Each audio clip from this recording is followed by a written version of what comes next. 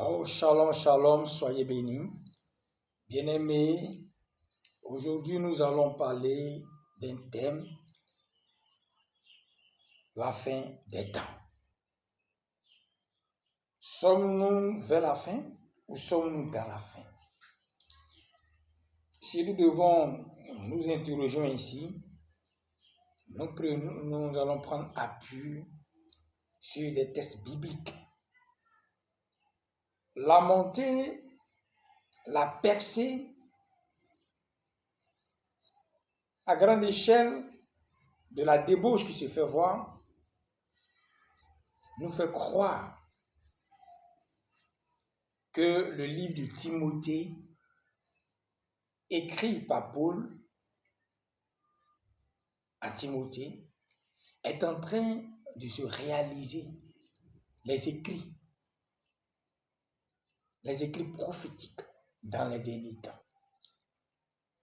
Le constat que nous faisons est que la dépravation est maintenant inacceptable. Inacceptable pour les personnes qui vivent dans la pureté et qui ont décidé de se démarquer, mais accepter, approuver et même aimer par des personnes qui sont sur le chemin de la perdition. Devions-nous regarder en tant que chrétiens ou en tant qu'Église des frères et sœurs en marcher vers la perdition? Je dis non. C'est en cela qu'il faut se motiver dans le nom de Jésus.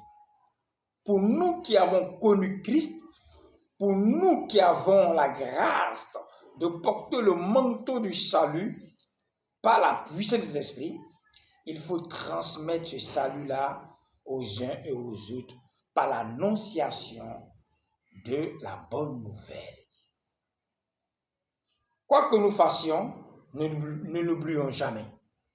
Parce que notre humanité, nos frères, nos sœurs, nos mamans, nos tantes, nos parentés sont en train de se perdre soit dans la prostitution aujourd'hui qui est dans tous les secteurs de la vie. Oh bon, je me débrouille, bon c'est mon corps, d'autres même disent c'est mon corps, je fais ce que je fais de mon corps. Loin de là. D'autres disent, bon, je suis un homme, mais je me sens dans la peau d'une femme. Je suis une femme, mais je me sens dans la peau d'un homme. Toutes ces choses-là doivent nous inquiéter et faire comprendre que Satan veut animaliser totalement la race humaine ou l'espèce humaine en un mot. Que devons-nous faire? L'Église doit s'élever, s'organiser.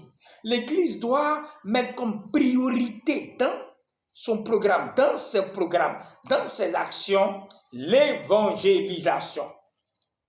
Aujourd'hui, j'encourage, vraiment j'exhorte tout chrétien à évangéliser, soit avec des traités, soit avec des brochures, soit avec des livres écrits, soit en allant de porte à porte, soit en prenant un mégaphone, en prêchant dans les rues. Vraiment, nous devons faire tout pour que la parole du Seigneur soit annoncée.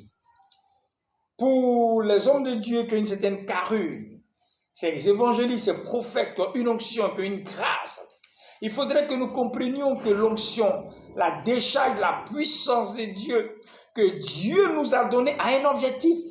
Ce n'est pas un objectif de nous glorifier. Ce n'est pas un objectif de nous enrichir. Loin de là.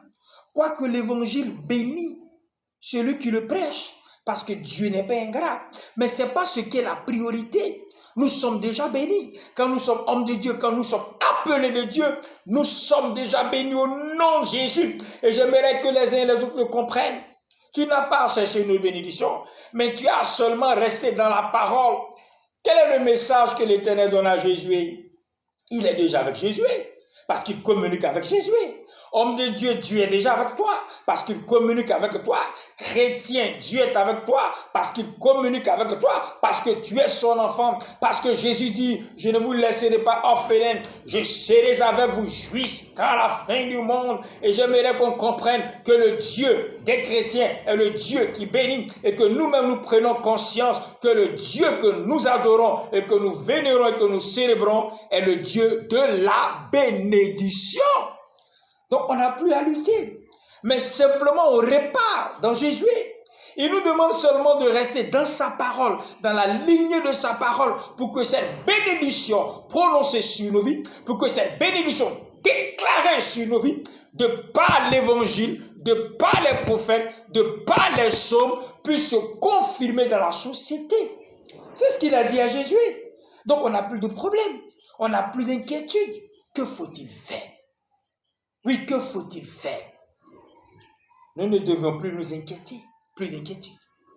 Mais nous devons être ouvriers avec Christ. Nous devons permettre à Christ de pouvoir impacter le monde par l'annonciation de sa bonne nouvelle. Cela est très important. Donc, de toute la grâce que Dieu me donne en tant que serviteur, en tant qu'église, en tant que communauté, nous devons mettre une priorité dans ces derniers temps sur l'évangélisation, soit en masse, soit individuelle. Nous devons évangéliser. L'heure est grave. Nos soeurs, nos frères se perdent dans l'homosexualité, dans le lesbianisme total. La cupidité, elle est montante. Donc, les branches de la cupidité, là, chacun coule là-dedans. D'autres vont dans les sectes pernicieuses, les plus dangereuses, les plus perverses, les plus sales, où on leur demande des rituels incroyables. D'autres sont dans le fétichisme grandissant. Et d'autres ont fait de cela quelque chose de normal. Quelque chose de normal. Des sacrifices humains sont faits tous azimuts devant nous, et je l'ai accepté. Que devons-nous faire? Nous demandons, je demande, j'exhorte les chrétiens, frères et sœurs, annonçons la parole. Lorsque nous avons un privilège de rassemblement de personnes, annonçons la bonne nouvelle, invitons les âmes au salut, insistons, faisons de ça un mandat nouveau, un mandat restauré. Dieu nous appelle à restaurer dans nos vies ce mandat. Dieu nous appelle à nous souvenir de cette ordonnance. Aller par tout le monde annoncer ma parole. Nous devons l'annoncer dans la pureté. Non pas l'annoncer comme on le voit aujourd'hui, sous une autre forme bizarre, comme si nous recherchions un intérêt. Non. Non, l'annonciation de la parole est simple, c'est de révéler, au monde par ma prêche, par ma prédication, par ma manière de véhiculer le message, de par ma bouche, que je ne suis qu'un simple canal. Il est Seigneur. Il est Seigneur. Et si je l'annonce honnêtement, il bénira ma vie. Et si ma vie est richement bénie, l'humanité verra la gloire de Jésus dans ma vie. Donc, il y a plusieurs manières, il y a plusieurs stratégies pour que le Saint-Esprit attire les âmes. Je prêche l'évangile. En le prêchant, les gens m'observent. Et ma vie est bénie. Si ma vie est bénie, cet évangile qui bénit ma vie va attirer des personnes. C'est pourquoi nous qui sommes chrétiens, nous devons mesurer l'importance de la grâce de Dieu en nous.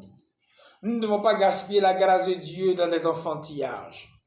Nous ne devons pas gaspiller la grâce de Dieu dans des disputes de domination. On n'a plus le temps pour ça. L'humanité se perd. L'humanité souffre. Regardez nos frères qui sont dans l'homosexualité. Regardez nos sœurs qui ont poussé le bouchon trop loin dans la prostitution. Regardons combien de fois la prostitution est acceptée. Lèvons-nous, annonçons l'évangile pour la délivrance de nos nations. Nous nous étonnons souvent, les temps sont durs, c'est difficile. On ne comprend pas, il y a telle maladie, mais écoutez-moi très bien. Quand une nation se prostitue, quand une nation est dominée par l'adultère, c'est ce qui se passe. C'est Dieu qui bénit les nations. Mais Dieu bénit les nations en observant, en sondant nos cœurs, bien-aimés. Je souhaite que les chrétiens augmentent. Je souhaite que les chrétiens, que nous nous levons et que la restauration spirituelle soit et que les grands moments d'évangélisation reprennent et continuent. Je souhaite que les hommes de Dieu qui ont une carrure puissante, qui ont une onction glorieuse, se souviennent